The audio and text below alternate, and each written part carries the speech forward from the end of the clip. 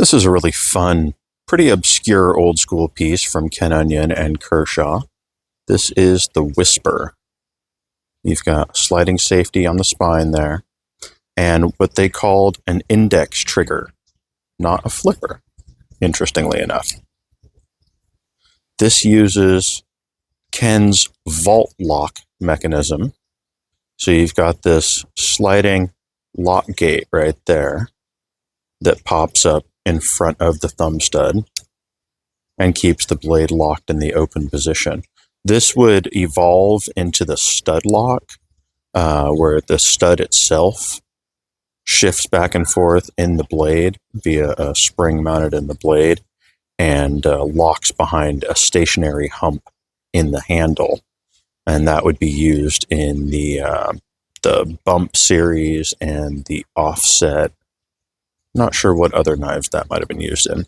This was supposed to be used in another knife, but wound up only ever being used in this knife, to my knowledge. Titanium handles. These came out way back in 2001.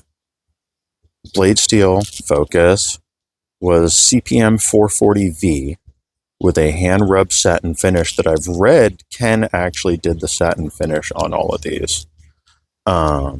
And you might know CPM 440V by its modern name of CPM S60V, which is actually was a pretty popular steel for a little while. And then you still kind of see S90V and S110V around very rarely. But yeah, it was a upgraded 440V.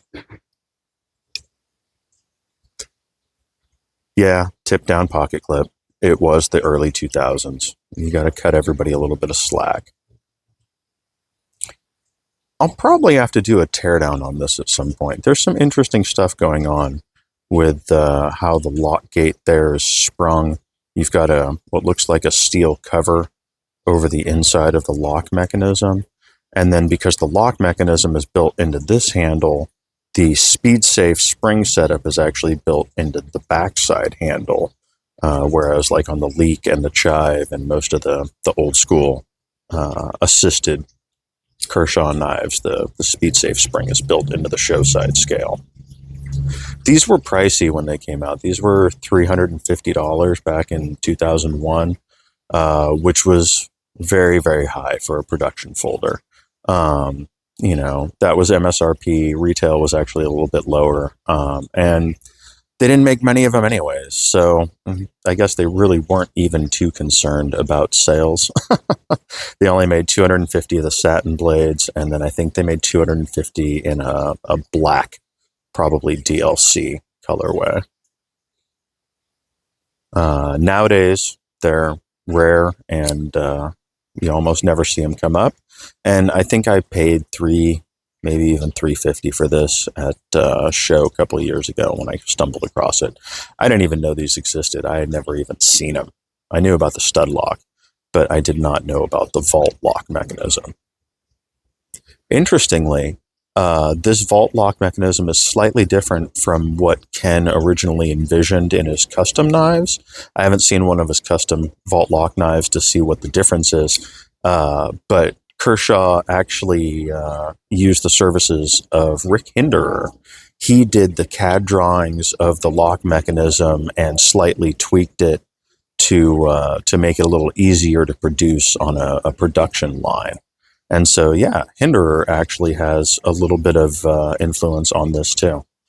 A little bit of modification of the lock mechanism. So yeah, weird little tidbit of trivia there that I stumbled across when I was looking up the history on this morning. So there you go. That is a look at the Kershaw Ken Onion Whisper. Really sweet little folder. I mean, I guess it's full size. It's a little under a 3-inch blade. You get a full 3-finger grip with a little bit of pinky interaction there.